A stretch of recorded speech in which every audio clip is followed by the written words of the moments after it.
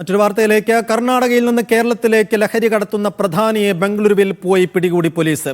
ആലപ്പുഴ മാവേലിക്കര ചാരുമൂട് സ്വദേശി സഞ്ജു ആർ പിള്ളയെയാണ് Palakkad north police പിടികൂടിയത്. കഴിഞ്ഞ വർഷം പാലക്കാട് MDMA പിടിയിലായ യുവാവുമായി നടത്തിയ പണ ഇടപാടുകളാണ് പ്രതിയെ കുടുക്കിയത്. നന്ദഗോപാൽ വിശദാംശങ്ങൾ നൽകും. നന്ദു, എങ്ങനെയായിരുന്നു പാലക്കാട് പോലീസിന്റെ ഓപ്പറേഷൻ?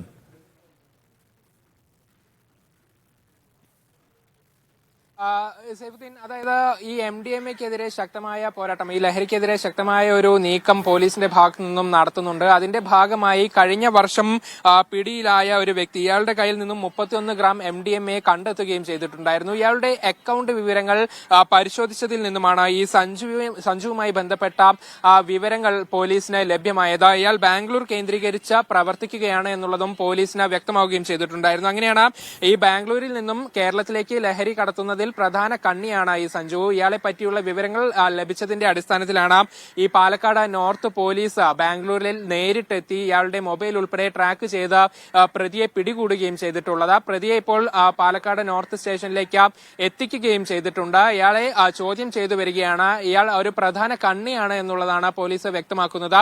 ഇയാളെ ചോദ്യം ചെയ്യുന്നതിൽ നിന്നും ഇതിന് പിന്നിലുള്ള കൂടുതൽ ആളുകളെ പറ്റിയുള്ള വിവരങ്ങളും ലഭ്യമാകുമെന്നുള്ളതാണ് പോലീസ് ഇപ്പോൾ വ്യക്തമാക്കിയിരിക്കുന്നത്.